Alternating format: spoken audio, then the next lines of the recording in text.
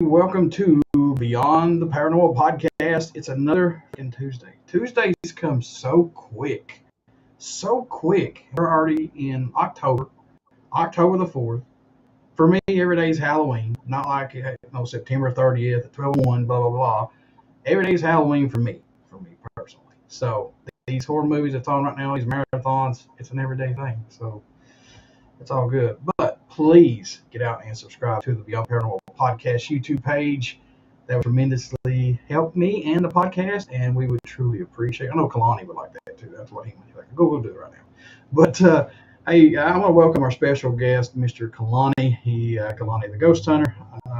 Man, he's done some fantastic stuff, and as I told him before, I don't really give too much shout outs to people, but man, you really impressed me, and it's very hard to impress me. And I like what you do, and the biggest part is your interaction with people.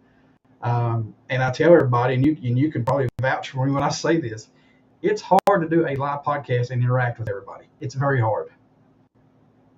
Yeah, for sure. It's hard when you got people, even if it's just 10 people. It doesn't matter the number, whether it's 10 or 10,000. When you have people that are interacting with you, and a lot of times it's good interaction, but sometimes it can be the other way around, and it's just tough to get to everybody.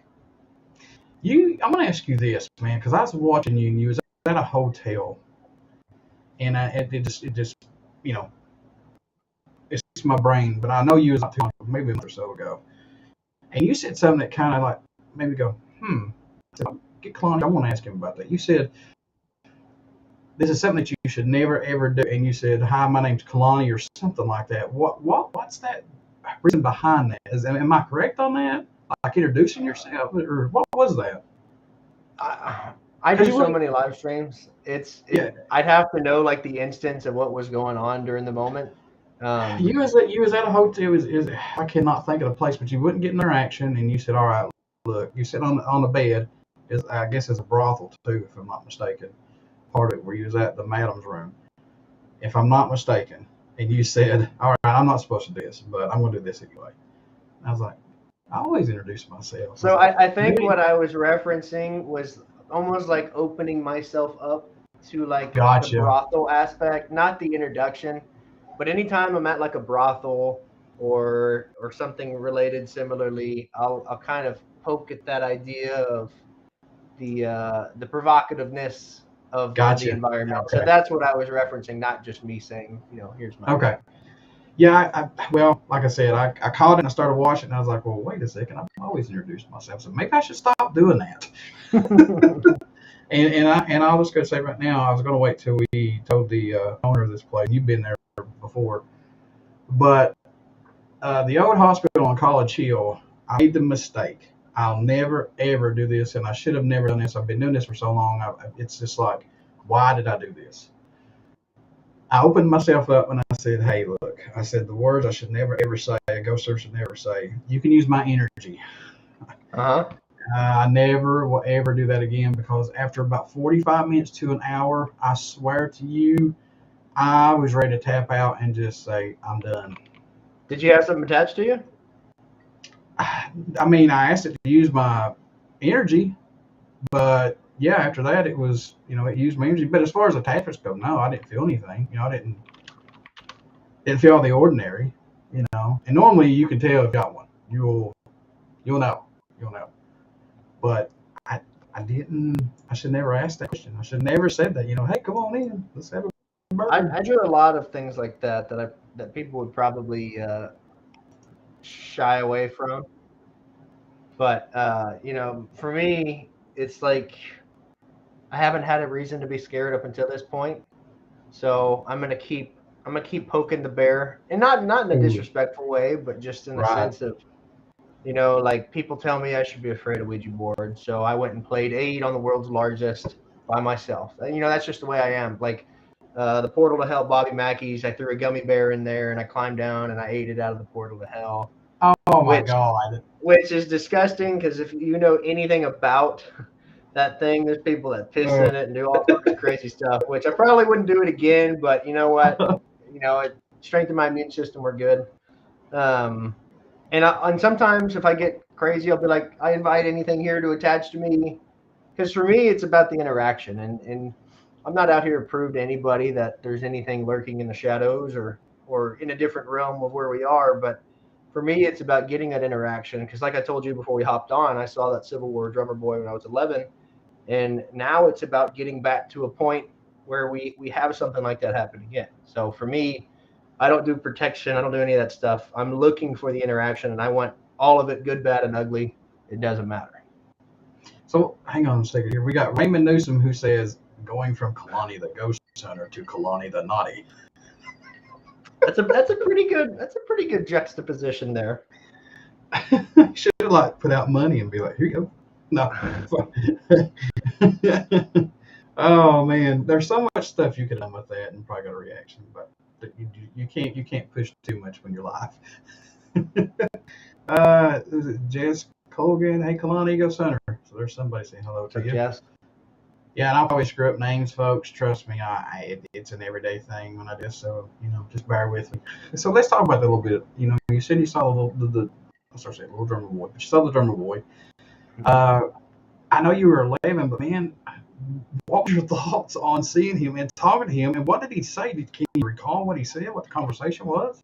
Yeah, so it's just interesting because, now looking back on it, I see it as almost like it was living out that last moment of his life, which a lot of people say is a residual.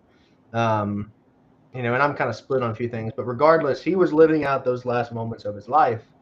And when I was trying to communicate with him, I noticed that it was almost like he was talking through me. I was there. So he was like, have you seen my platoon?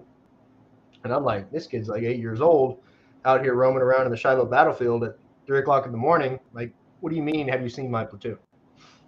And I was like, where are your parents at? And he didn't really acknowledge what I said. And then he goes, y'all be safe out here. And then we watch him kind of walk by us. And as I'm turning to see him leave on this trail we're on in the Shiloh battlefield, and mind you, as I tell people, I was on a Boy Scout camp out tipping people's tents at 3 o'clock in the morning. So, I was out here causing issues. I was over here putting zip ties through people's zippers and then pulling the poles out and watching them, lose their mind, being a little jackass at 11. But, I stumbled upon this kid and I look over at my buddy, which he's got psychiatric issues now.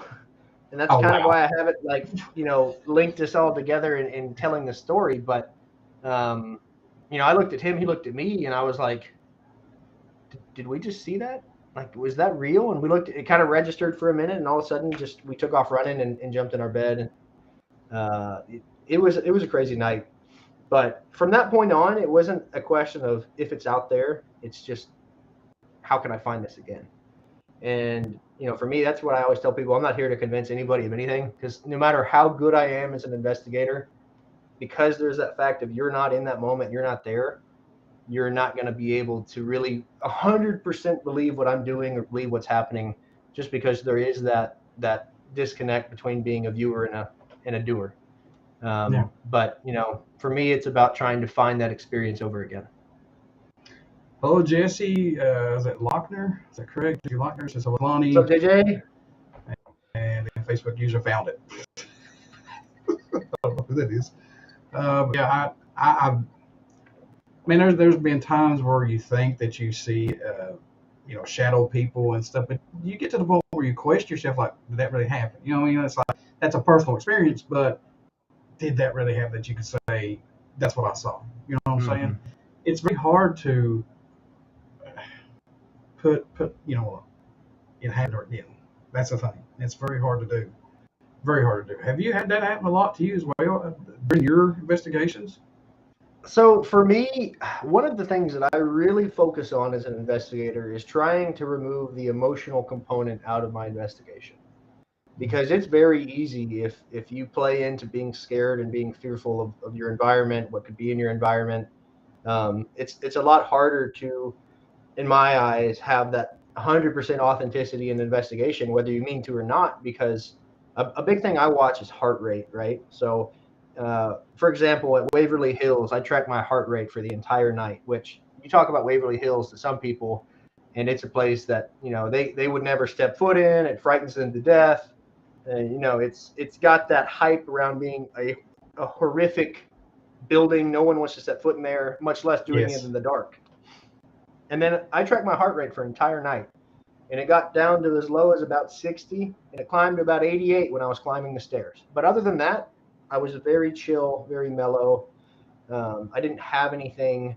And I have this theory that, heart rate isn't necessarily mean that you're reacting to something that's not there. But for me, if my heart rate is in a steady, normal range, and then all of a sudden something happens and I react to that something, it could be a sign to me that it is something paranormal that I'm reacting to, instead of my heart rate was already climbed to a panicky state. And then all of a sudden I start seeing shadows and all of this other stuff. So I think a lot of it just depends on how frightened you are as an investigator. I feel like sometimes you could start to see things because there is that paranoia involved with this at times. So for me, I had things in the past, and I'll give you an example. Part of my YouTube series, which long story on why that had to get taken off of YouTube, but I did this challenge where I stayed up for 36 hours and then I went and investigated, which I was trying to put myself into a sleep deprivation psychosis, uh, because I don't have that normally where I'm panicky and where I'm starting to see things that aren't there. But when I had sleep deprivation, I kid you not, I thought there was something coming around corners. I thought there was stuff popping out of it was miserable, but to me, it proved to me that, under bad circumstances as an investigator, you can cause yourself to see things that may not necessarily be there, not even paranormal speaking, just your mind is starting to fill in the environment. And I definitely think that, if you think of the nature of this, even if you're doing it for a hobby, you're staying up way later than you normally would. You're doing extremes with traveling. You may not even have the best diet while doing this. There's so many factors that play into, am I actually seeing what I'm seeing, or is it because my mind is seeing it? So that's a long way to say I do think at times we can see things as investigators that may not necessarily be there. I'm going to agree with you 1,000% on the Waverly deal, and not just Waverly. I mean, all these other locations that you see on TV. But for me, when I got to go to Waverly, I was so excited. I was like, all right, this is cool, but I want my redemption investigation. And the reason why I say this is because, when I went to Waverly, I didn't have nothing happen. There was remotely nothing other than on the floor going to the cafeteria. Me and Amanda, we both smelt fresh bread bacon, like they say it happened. That's the only thing, man. And I was so played up, I was trying to calm down. I was like, man, stop thinking about all the shit that's going on that you've seen on TV. Just think of it as another place that you don't know about, and just go in and see. And for me, it just sucked. I mean, I could have slept there. You know, nothing at all happened for me to say, that's it sucked. I'll just say that. But it was a good experience going to say I finally got to go to Waverly. But I want a redemption investigation for sure. Well, so I've done Waverly in the past year. I've done it 4 different times, and 2 of those times it was incredibly active. I mean, I had disembodied voices coming through, not on a recorder, but on my phone as it's live streaming, and there's no one else in the room with me. I'm sitting here crawling into the body coolers in the morgue, and there's voices coming through my phone, and people listening heard it that I didn't hear. So my phone's microphone picked it up, but I didn't hear it. And I was the only one down there laying there in the dark, just singing songs in the bottom of this body cooler. And then other times I've gone, it's dead, for lack of a better term. And I tell people all the time, when you do this at the rate that I'm doing it, right? Because I kind of did a little calculating, and I've done, right now we're at 125 investigations in the last year and like 3 months. Wow. Which there's probably not a lot of people, regardless of TV or anything else, that are hitting that rate of places in a week. And I'm not bragging when I say that. It's a lot of work. It's a lot of energy depletion, whether it's from the content, the traveling, the investigating, or all the above. It's a lot. It's hard. But to get the results of what we've gotten, that's kind of the sacrifice you're kind of levying for that success. But I will say there's a lot of places I've been to that in my mind, they're like huge bucket list places that I've wanted to go, and I've seen incredible things happen at. What's up, Hodge? But regardless, you kind of have to just take a step back and look at it. This is just another location, in my mind. And I think when you're forking over $1,000+ for a place, you're expecting something crazy to happen. Yeah. But that Yeah. calculation isn't always there, Yeah. right? I've gone to places that were free that I've gotten more activity at than some place I've paid $1,200 for. It's just there's Yep. not really a A/B causation for it. And you can't flip on the switch for paranormal. It either happens or it doesn't. And I keep telling people that they get so pissed about these location charges and stuff. Look, man, I agree with you. You know, I've said that the same thing you did.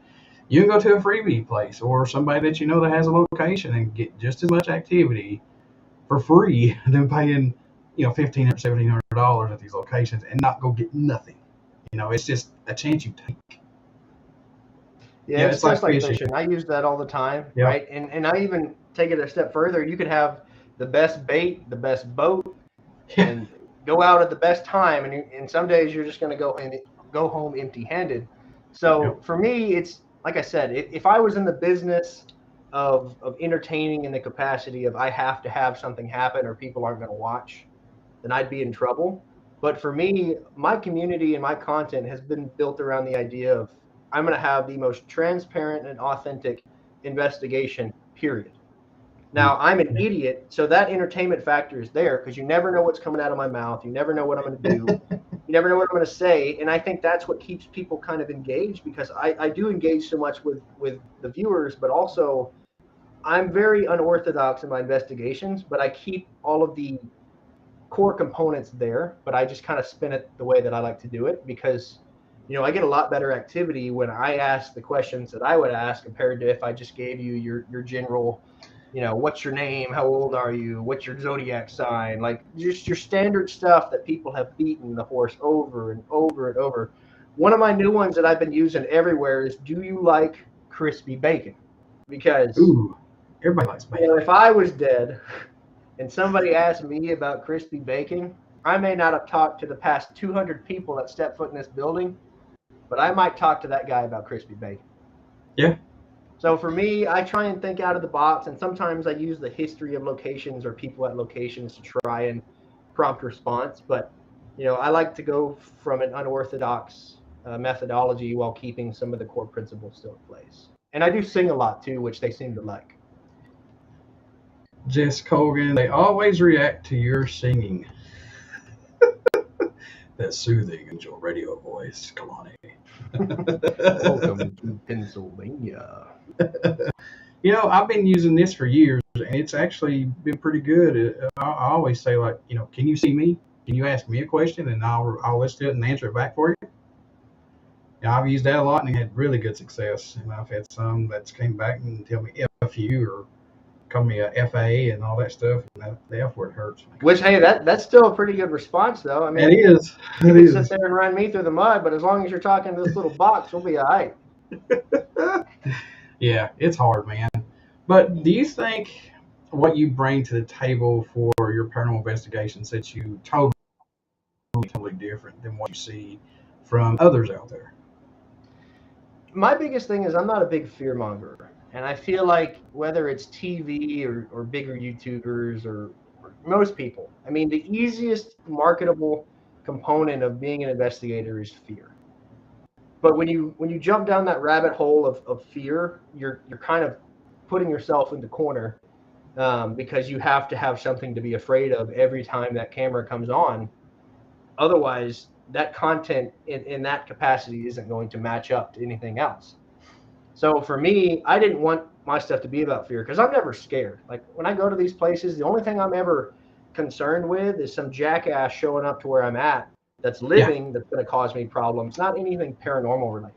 And you could throw a wide gamut of stuff at me and it's not going to bother me paranormal, but you throw a crazy guy with a gun at me, then we're going to have a problem. Which I've been shot at. I mean, I was shot at down in Texas at Goatman's Bridge, which Really? even then not scared, just concerned. Um, so I don't like to fear monger, and I think a lot of your networks like to pry on that and even throw in a lot of your Christian viewpoints on approaching an investigation because I feel like it is the most marketable. But for me, I market myself and my content. People can trust that it's genuine, and I think that's why I've grown as fast as I have because it is such a contrast to the majority of stuff you're going to see out there. And that's an episode that I am going to go back and watch. Like I said, I do watch your stuff when I can because I do podcast and editing and all that stuff, and it takes up a lot of time, man.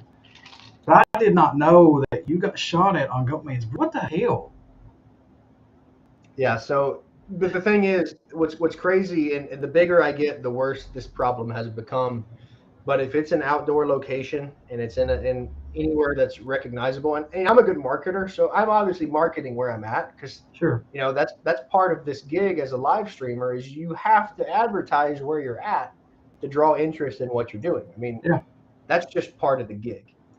And up until maybe a couple months ago, it hasn't really been that bad. But the bigger I climb, the worse and worse it gets because you have people that have been watching you for a year plus that are in the area. And once they know that you're in their area and they know exactly where you're at, first thing they're doing is hopping in their car and driving down the road to see you, which it's cool for about the first 10 minutes when I'm at a place because you get to meet people and people want you to sign stuff, take pictures, all that cool stuff. But you can't really investigate that much, especially at Goatman's Bridge when you got over 100 people showing up from the city and they filled up the parking lot, the street, the parking lot across the street, all to just come see you and be on the live stream. It's Wow. bananas. But I do need a balance. I'm a pretty big guy though, and that's partly why I never even thought about that. Because I mean, I always carry in places that I can, and I'm like 6'2", 290. I'm not a small dude. I played football in college, so I never really thought about it. But it's part of the territory, and there's not really a guidebook to it either, because I can't really ask somebody how to deal with this because a lot of people haven't had to deal with this particular problem. So it's kind of just a learning curve for me too. There's an IRL streamer that I watch on Twitch, and he kind of had the same problem. Finally, he just quit telling people where he's going and eating and stuff because they would call the restaurant and complain on him and say there's somebody sitting at the next table, and the manager would come and give him shit and kick him out. I was like, I thought to myself, dude, why do you say where you're going? Just go and eat, and that's it. Don't put where you're at. Just do it. It's hard. It's hard because my marketing mind is like, we need to lay out the time, the location. Because I did marketing and I still do it for some companies and things as contract work. But I mean, time, date, and location are your three key components to any marketing campaign. So for me in my head, in which that Goatman's Bridge video, it had 10 million views in like 8 hours. Yeah. So when you have that much of a reach, it's what can you do? You know what I mean? Yeah. Even if I had a full team of people there to secure the area, that's just too many people to try and babysit. I got to know, man, what was your reaction, if you can recall, to your very first EVP when you first got it? Like when we got this to grab on a little bit more, what was your reaction, if you can recall possibly? That could be like years ago. So I'm going to recall when I first started making content because I started investigating about 4 years ago. I can't remember my first one. Now, I remember the first location I investigated was the Thomas House Hotel in Tennessee. And that night was incredible. And I'm not a big dowsing rod guy now, but back then I was, right? And as you do this, you kind of figure out what you like, what you don't like. But we had some really good dowsing rod activity. And then the strangest thing is we're out by the pool where this little boy had drowned. And it was in the middle of summer. It was hot outside. It was muggy. But it was so cold that you could see your breath coming out of your mouth in this one spot. We didn't have a reader because, like I said, I just started. I didn't have all the stuff I have now, but I could see my breath and it was cold. And then another really cool thing that night is we had a lamp responding almost like a mag light does that a lot of people use. We had a lamp plugged in that was responding on cue and even going, can you make it go brighter for us? The lamp would go brighter. And it obviously wasn't a smart lamp because it was like some Salvation Army lamp from 1985 plugged in with no lampshade on. Like it was definitely not anything that was set up. So from that moment I was hooked. But my first EVP, and I'll say I'm hard on my EVPs, right? Because I feel that auto suggestion can play a big part in what you're hearing in EVP, and also the quality of recorder. I won't use anything other than Zoom recorders, generally speaking. I've got my Zoom recorder is about $400, and I can probably count about 5 times where we've caught something on it that I'm like, okay, that is definitively not me or something in the environment making that noise. I've used DR60s before, and I'll end up adding one into the toolbox just to have. But I feel like a lot of times that quality just doesn't come anywhere close to my Zoom recorder. And No. we had this one, and I'll tell you about this one we recently had. I was at the Thomas house literally 2 days ago, and one of the original owners of the Thomas house, Miss Evelyn Cole, um, bought the Thomas house with her sons, and she recently passed away in the past month. Now, she loved me. She loved my cowboy hat. She always called me cowboy. Like, I had a really good relationship with her, and I'd always come visit her because I still go back there even to this date just because I love the location and love them. And I asked her, I was like, all right, Miss Evelyn, if you're here with me, can you say hello? And sure enough, all you hear is hello come Oh, through clear as day on the Zoom recorder. And like I said, I don't get much on the Zoom, but when I do, I can trust that it's something legit, because if it isn't pumping something out every time I turn it on, I can have a little bit more trust in it. And I know that that technology is at the higher end of the audio world, so I can trust anything that comes through on that. And then another really cool one, because you've been to College Hill, yeah. if you go into that audio box room where it's not plugged in and where they did the sound test, Yeah, the soundproof room. we're doing an EVP session outside of that box, and I shit you not, we had the touch tone of one of the old style hearing tests come through on the recorder. Wow. And nothing's plugged in, obviously. There's no power in there. And you can go back and listen to it, and it's the hearing test coming through. It was That's pretty awesome. incredible. Yeah, hey, We've had a out, few, but I can't think off the top of my head. outside that room, going up to, I think it's the fourth floor. Wait, is it third? Is it third floor above that one? With the third, fourth floor. Anyway, we caught footsteps up on that next floor, and Robert never hears anything hardly. And that's why I like investigate with him, because we're like night and day. When he does see something, it's like okay, or hears something, it's like all right, this is something good, because he never hardly sees. He always trusts me from what I see and what I do, And for him to say, and for him to come in and say, you need to walk out here. It's like, oh God, what's going on? He's like, I caught footsteps on the upper floor. And then not long after that, man, when everybody went downstairs, I was on the second floor where, I think no, third floor where Mo's room is. Um, Upstairs, there was just dragging. I don't know if you got that or not, but there was this huge, loud thump. I mean, loud and just dragging. I, And I, I haven't. I've been there quite a few, and I haven't had that happen. dude, we went everywhere, and I was like, I don't know what it was. I mean, it literally sounded like somebody threw a body down or something heavy metallic, and they just moved it, and there was nothing out of place, nowhere.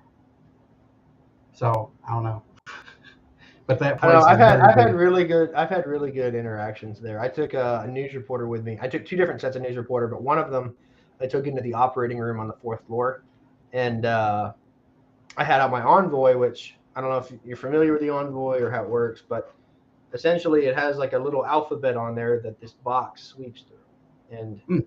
theoretically something can activate the Envoy through temperature variance, EMF, or touch.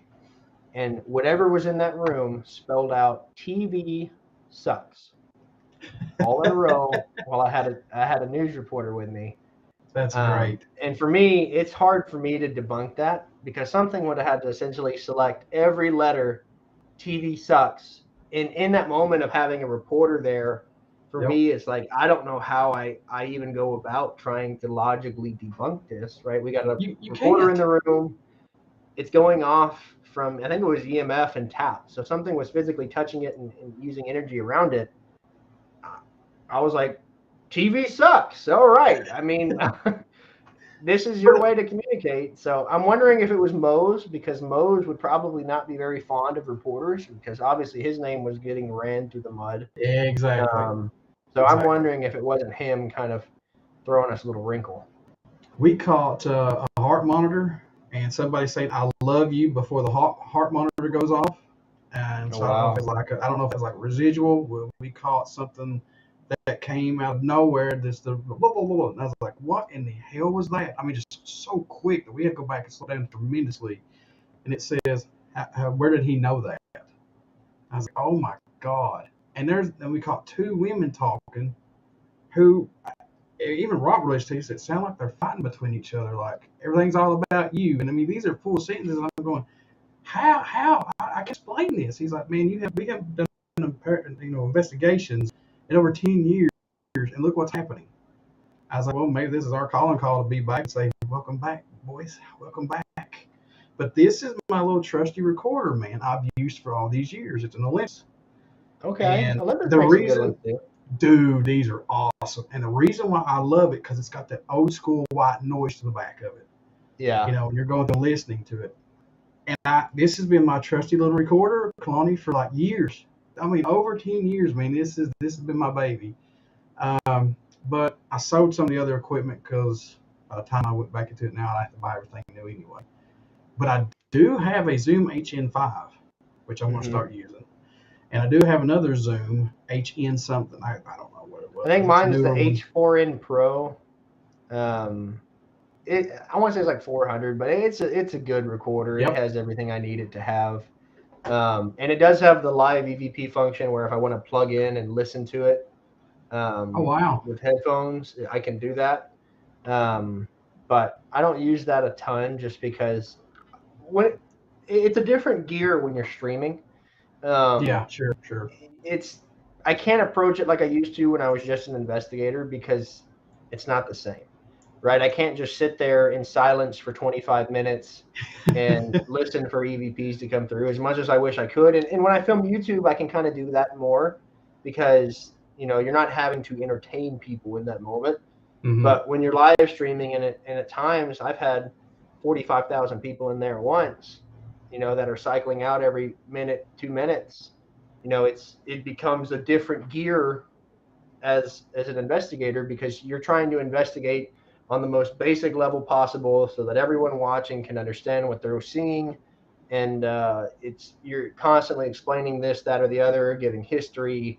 It's a different gear, and it's not a complaint, but it's just kind of the nature of the beast. Do you want? And I know you live stream, and I know we're getting ready to start doing a little mini docs. I don't know if we'll live stream some, but not everything's going to be live stream. Because you just can't because locations don't have that capability. But do you want to know all location information, or do you just want to go in blind and see what you get? Because I know you're live streaming and stuff like that, but how important is it to you to know a lot about that location before you go in, or do you want to not know anything? It really just depends. Sometimes I'm very against knowing anything about the location so that depending on whatever evidence we do or don't get, I can kind of link up to the history and I would have never known to look for it. So I can kind of just take this information and see how it compares. Sometimes I do. It's kind of just a feeling. I don't know how to describe it. Some locations I'll be like, yeah, I'd like to know a little bit more. Or if they're going to give me a tour, I take the tours, and sometimes I'll be like, well, don't tell me anything paranormal related. Just give me general history. I just went and did the Bell Mansion, and they've got that was some of the craziest interaction I've ever had at the beginning of an investigation in one room. I had 4 REM pods going off that were all different parts of the room, and I had everybody holding their hands up, just so I could confirm that no one was clicking a walkie-talkie or anything stupid like that. And it was nuts. And it was nuts in that room for the entire night almost. Wow. But Jess mentions an instance where I didn't know the history of the McIntyre Villa in Kansas, and I had my wife doing an Estes session with me. And we got so much information from this one Estes, which this is still probably in my mind some of the best evidence out there for me because of how much information I was given in one session that I knew nothing about this person. I knew none of the details he gave me, but after going back after the fact and digging into what he gave us in the history of the place, I found the exact person that we were talking to. And it was weird because most Estes sessions, you're kind of just asking general questions and you get very basic answers. Sometimes you don't get an answer at all. But this instance, it was almost like I'm talking to you right now. It was somebody just sitting in the room talking with me, answering every question in a timely manner. It was incredible. And I found out that he liked baseball, that he was from New York, that he was an attorney, and that and I asked him, what year is it for you? And I think he said 1921. And Oh sure wow. enough, I went back and looked, and there was a judge that used to be the district attorney in Atchison, Kansas, that moved there from New York.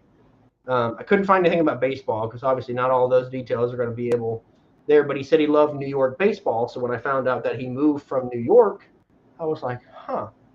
And what's interesting, which I knew none of that going into the place, he lived in the home from 1916 to 1925. So that year at 1921 would have matched up.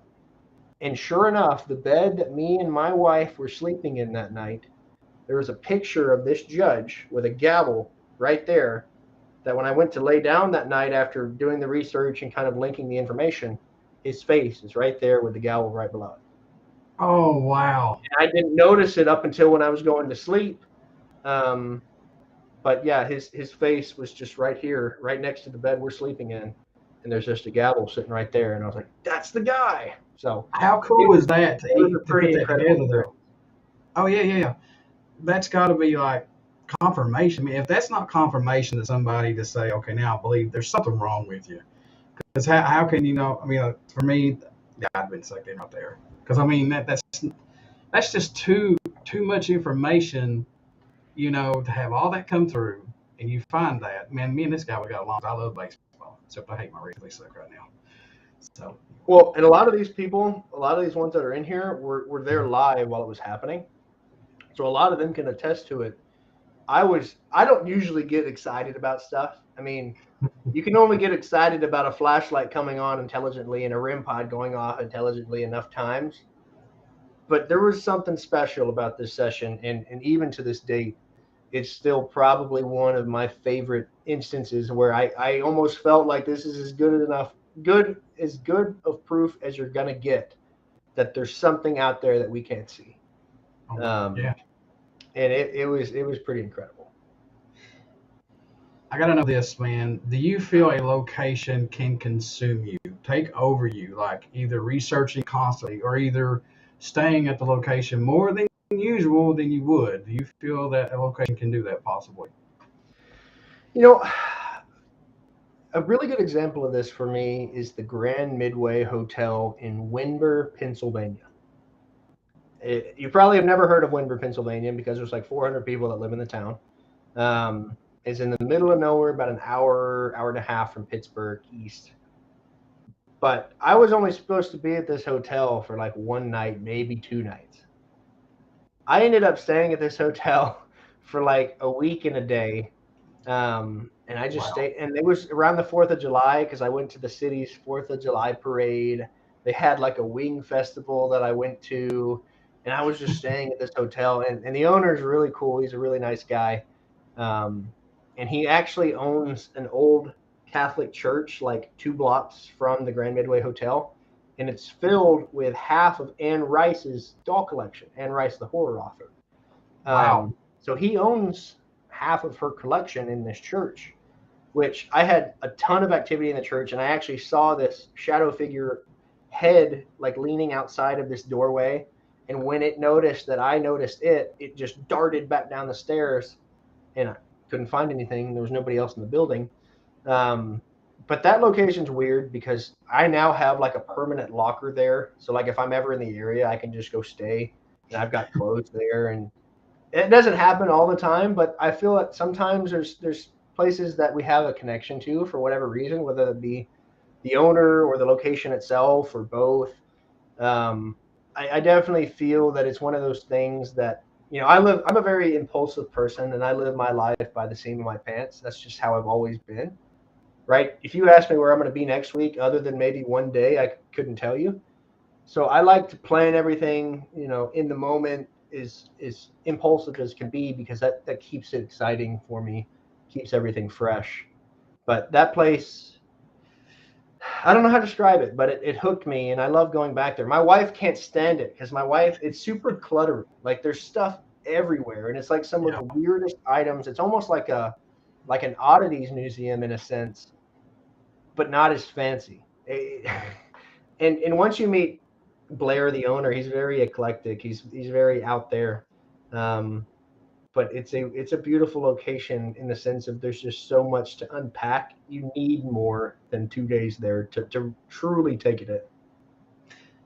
I remember you streaming that because you were you just got through with Penhurst, if I'm not mistaken. Is that right? If I'm not, Yeah, I so thought I so. left from Penhurst to go back to Windber to stay there again. So that wasn't even my first time there. That was the second time going back. Um, and it's just a weird place. And each of the rooms stinks, but it's a different stench than the room you were just in. Yeah, It's as a paranormal investigator, you sleep in a lot of shady spots, right? you I've do. slept in my car in some crazy places. I've slept on a couch in the middle of this like 1840s mansion. Like you're not an investigator because you're looking for comfort when you go to a hotel. Like if you go to Indiana State, which I'm wearing the shirt right now, there's like one hotel in the entire town. Actually, there's two. There's the Jailhouse Inn, which they've packed these jail cells full of mattresses, and that's your room. Oh And then wow. there's the what is it? The Royal Inn or something. It's some horrible hotel. But I mean, you got slim pickings because you're in the middle of Rockville, Indiana.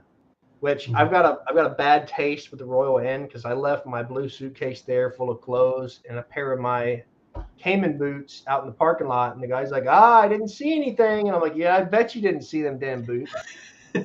So, I might have to stay at the Jailer's Inn the next time I go up there.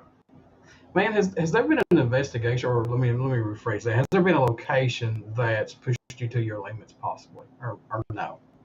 I haven't had that. Even places where I should feel afraid, or places that people tell me I should be afraid, like Sally House, for example. There's dozens and dozens of people that have gone to the Sally House and they have horrible, horrible interactions. They feel sick. They get these major headaches. They got to step out of the house. I've been in there by myself like 3 times. I'm passing out in the living room floor up until nine Yep, o'clock the next morning. Fine. yep, yep. Right. And in all of the interactions I've had at the Sally House, nothing has felt negative or bad or evil. It's all been pretty positive. And for me, it's just, it makes me wonder, and that's not to say that everyone that's gone there that's had a bad experience was making that up, but I truly think it's the energy that we're putting out is Yeah, what gets reciprocated a lot of times. So for me, I'm very positive, I'm very funny, I'm very uplifting. If I was going in there with a negative attitude or the idea that I should feel negatively walking into here and I should be afraid, that might make the environment react differently. So I definitely think a lot of what we bring to the table as investigators is reciprocated through the responses we get.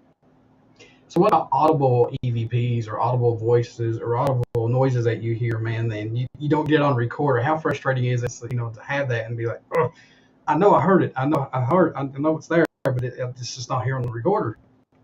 Well, for me, I'm a big debunker. So like if I can't solidify something, I can't mark it as evidence. And like even if Okay. stuff goes off, I'm doing everything under the sun to figure out how I caused that or how something in the environment caused that. But I've told people a lot of times the best evidence I'll ever get will be when that camera comes off and I'm packing my crap up, or I'm unpacking it when I get there, and I have nothing recording and there's no one else there, and I hear stuff will happen. And I'm like, you gotta be kidding me. Like you couldn't have just waited another 15 minutes for me to turn on this damn phone. No, you're gonna sit here and move stuff and open doors and speak to me out loud, all because the camera's not on. Which I really do think Dude, that they understand what's going on. And like, okay, buddy, you can yep. come in here with your 2 million followers. We're gonna give you nothing. Just like my experience at Octagon Hall when we took the tour. The tour, they're like, the door shuts on us twice. I mean, right in front of our face. And I looked at Robert and I was like, are you kidding me? I said, this will never happen again the rest of this night. I said, I'm done. Let's just go home. Sure enough, I was right. Nothing other than the basement door that I was bringing in equipment. That door, I heard the doorknob, you know, screech around to turn, and I stopped dead in my tracks. I went, oh God, I knew something was going to happen, and I just stopped. And that door swung. I heard the door open up, and it just, slammed. And Robert heard all the way out there to the to where the vehicles were parked. And Yeah. he said, he heard it. Amanda heard it. Amanda screamed. And she's like, I'm not never coming back in there again. I was like, but this is what you're here for. Well, I mean, my God. That's This is it. what you're here for. That's like the holy grail of stuff you want to happen. Exactly. And sure enough, like you said, no camera. That was the third time that day, no camera. The I think door they shut. know. I think they Yeah. know. I Yeah. really do think that they understand. Like, especially for me, right? As much as people knock you for it, they're like, "Oh, you're getting paid to do this." I'm like, "Well, I mean, yeah, it's my job now. I mean, that's what we've shifted towards is I'm getting paid to produce content. But for me, I think it's funny for them or the spirits, I mean, because they know that you're there to capture their existence or capture activity that they cause. And why would they not want to play games? Like if I was a spirit, I would be the biggest dick around. Like I would throw something off the shelf right when the guy's camera goes off, just slap him upside the head. Yeah. I'd do anything Yeah. under the sun just so he couldn't capture me on camera. I'm waiting for an EVP to come back and tell me, dumbass. I'm waiting. I'm waiting. It's gonna happen. And this is one thing that bothers me so bad, and I just have to like bite my tongue. Is you'll see people say, "Well, you can only go, paranormal research or ghost hunting at night." No, no, you can't. You can go during the day too, because it don't happen just at night. It's not like a light switch. It happens. You can go to Walmart, you can go to the store, and somebody could be there that could possibly be an apparition. You never know. It's not only at night. I cannot stress that enough. Well, and like for me, I think the biggest thing with that night, the reason I like nighttime, it's not anything to do with I think there's any difference in activity level, but it lets me debunk a little bit more, right? Sure. Because if there's less noise coming from the outside, whether it be cars or this, that, or the other, it just makes it a little bit easier to debunk, and it lets us rely less on our sight and more on our hearing and feeling. So that's why I like nighttime. And honestly, if you want the real reason, a lot of these venues aren't letting you in or locations aren't letting you in until 6, 7, 8 o'clock at night anyway. So like even if you Mm-hmm. wanted to investigate in the daytime, you'd have to book a daytime tour and you got all these other people in there with you. So, they kind of tie your hands. You'd have to book it for 2 nights in a row and be like, please just let us, investigate in the daytime, which some people are really good about it. Some not so much. It really just depends on the location. But, for me, that's the biggest thing is a lot of places don't let you in before it's nighttime. Any location on that bucket list still you want to go to? My bucket list has gotten crazy because I've already hit a lot of the ones we got here in the U.S., but a few that I want to go to, and I may not even record these. There's some places that just out of almost like a somber respect, I just don't want to make content at them. I got you. Suicide Forest in Japan being one of those. That is, for sure. Any of the concentration camps over in Europe, I would like to go experience and feel those environments, but I would never want to make content around trying to make an interaction there. And that's not to say if you do that, you're wrong. Just for me, I would feel better not doing that. And it's just one of those things. It's like you kind of have to have your own little ethical guidelines of what you will do and what you won't do. And there's some people that, they don't have that. But, between those and Normandy Beach is another one that I'd love to go and just walk through and experience. And then Doll Island in Mexico and Poveglia Island in Italy. Those I would be okay doing content at. But, anytime where, the World War II stuff for me is still recent enough that I don't want to touch it, if that makes sense. I mean, oh no, I totally understand. it's not, it's old, but for me, it's not that old. And all of those victims and their families are still here, which you could say that about a lot of the places we go. But for me, it's just some of those ones I won't touch, but I would love to go experience them. And then my biggest one that I'm actually planning on doing content at would be in Southeast Asia because my sister-in-law is Cambodian. So I want to go to Cambodia and go to the killing fields from the Pol Pot regime. There's obviously parts of that I won't record as well, but it's just I feel like Southeast Asia hasn't been touched nearly as much as Europe and other parts of the world. So for me, it would be, you're almost going to be one of the first people, at least from our side of the pond, to go over there and try and interact. So yeah. We got offered a very long time ago to check out a bus side accident that happened in 1957 here in eastern Kentucky. It killed like 27 other students and things like that. And I just had a sick feeling when they asked me about it. I was like, no, I find that total disrespectful. Yeah, Why and do you it's want just to a keep feeling poking thing that? almost. Yeah, it's like these families had to endure this. Why do we need to bring it back up and make them relive that whole day all over again? Not just that day, but from that day until now. I mean, I just find that totally disrespectful. I mean, I was like, I told the reporter, I was like, how would you feel if your parents died in a vicious car accident and some paranormal guy got asked to do it, and and that brings up all old wounds for you and for your family? I said, do you really want that? And she's like, oh, I see now. Yeah, Well, I and just like the best way to like even with the serial killer stuff that's out there now, the Dahmer series being released, that's a slippery ground for me, right? it Because is. it's not like they're using inspiration from that, which is still twisted, but I mean they're using specific names. The specifications are all there. Like there is no beating around the bush on what scenes are playing out. For me, if I was a part of a victim's family, this would be the most miserable time ever, because that Dahmer series has blown up. I mean, and I think it's produced very well because I've seen parts of it. But it would be a hard pill to swallow just sitting here watching people almost glorify this guy that took a critical part of your family, all because they threw him up on TV and they had an attractive Evan Peters play him. You know what I mean?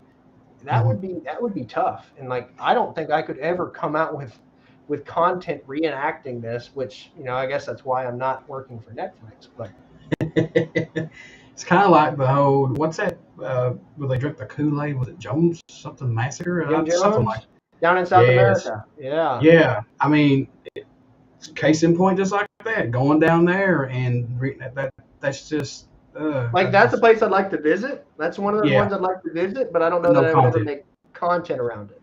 Exactly. Because then Exactly. I just feel like I'm exploiting this horrible monster. Like I went to the Waco Siege site, which I made a few points of like, have you heard of the Waco Siege site? And there was like the pool today and where the bus was, and Mhm. almost like bringing a historical preservation to that story. So that content was all about that. I didn't do any investigating at all. All of the content that I made around the Waco Siege site was in the respect of adding historical value to something that happened literally in the 90s and a lot of people don't know about. I mean, it was one of the Right. biggest blunders in American history, and a lot of people don't know about it. So for me, sometimes I'll make content just to preserve history, and sometimes my content will preserve history, but also kind of explore the paranormal. So I think it comes down to the investigator or the individual that's making the content to kind of have a gauge of what they want to produce and how they want to be perceived. What's up, Nicole? Kalani, Kalani, I want to thank you for doing this interview with me. I truly, truly respect what you do, man. And I told you, like I said, before we went on, I totally am impressed with what you do. And it's very hard for me to be impressed with watching other people in the paranormal field because I know how much goes into some of this. Trust me. And I will not go down those paths. And you probably know what I'm talking about. But for what you do, man, and interaction, that's the biggest key for me is interaction. And I try to do it. It's just so hard when it's just you, when it's just myself. But kudos to you, man. And I have a lot of respect for you. And I look forward to working with you and collabing with you here, and hopefully in the next year or so. So we're going to be, folks, me and Kalani's going to work on some stuff for sure. Well, and like I mentioned to you before, right? A lot of these people in the chat, I know a lot of them where they live, what they do for work, problems they got in their life. I mean, I've focused so much on my community, and I think that's why I have so many people. And I spend hours a day responding to people on multiple platforms, right? And Yeah. the number one thing I always hear back is, especially if they're like younger than me, like 18, 19, 20-year-old kids, they're like, I can't believe you responded to me. And I'm like, why? I Yeah. respond to Wow. everybody. But you think about it, and you go find your favorite TikToker and you go send them a message. Odds are they're probably not going to respond. And you know And that drives I me tell up the people all wall. the time, I shit and spit the same way that everybody else does. Yep. So without the people that make you an influencer, you would not be an influence. So I keep that Yeah. in my mind with everything that I do, that it's always about my people first before my ego ever takes hold. Yeah, I do another podcast, and it's my baby. It's my love. It's my drug. I eat it, breathe it, sleep it every day. It's a music podcast. I do interviews and with metal, horror, punk, you name it. Just about they've been on my podcast, and I try to interact with everybody. Even if it's bad or good, I try to say, okay, that's your opinion. And I just try to be nice and be a professional and just reach out to these folks. Eventually, I'll get there. I'm at Well, 910 let me tell you, I'm subscribers. not perfect, because when somebody comes at me sideways, I match them with some sideways energy. Especially if I get hungry or tired or both. Watch out. If you're going to come after me, I'll click on that profile and find something about you real quick that you don't want to hear. Oh, Um, oh. but, I try my best. But luckily, my boss, I've talked to HR. My boss is pretty lenient about what he lets come out of my mouth sometimes. So luckily, I work at a good workplace. Kalani, how could folks stay in touch with you, watch these live podcasts that you do? And trust me, folks, you want to check these out, because if you don't find it interesting, there's something wrong. Very, very something wrong. But how can So if you just go to KalaniGhostHunter.com, it has every one of my links for every social media platform. And I'm literally on like everything, and it's usually always under Kalani Ghost Hunter. Instagram, Facebook, TikTok, Pinterest, Snapchat, Twitter, pretty sure YouTube. I'm on like everything. But KalaniGhostHunter.com will take you to all of that. And I usually stream once or twice a week on TikTok, and then I do an exclusive stream on top of that for Patreon every week as well. So a lot of content to consume. All right, folks, October 14th at 8 p.m., Beyond the Paranormal Podcast will be on our live Halloween stream on YouTube. And I hope that you guys and gals tune into it. Like I said, it just forgive me if I don't get to respond to everybody, but I will eventually get to respond to everybody as soon as I can. But check that out on Beyond the Paranormal Podcast YouTube page and subscribe to that YouTube page. We're slowly getting up there. We're slowly getting there, but never give up and keep that grind. So, Kalani, thank you so much. But, man, we're going to talk here just a little bit. But thank you so much for doing this. Thank you so much. And you guys be safe. Thank you guys out there for tuning in. I truly appreciate it. Thank you all so much. We'll see you Tuesday, everybody. Happy Halloween. Yeah, Halloween.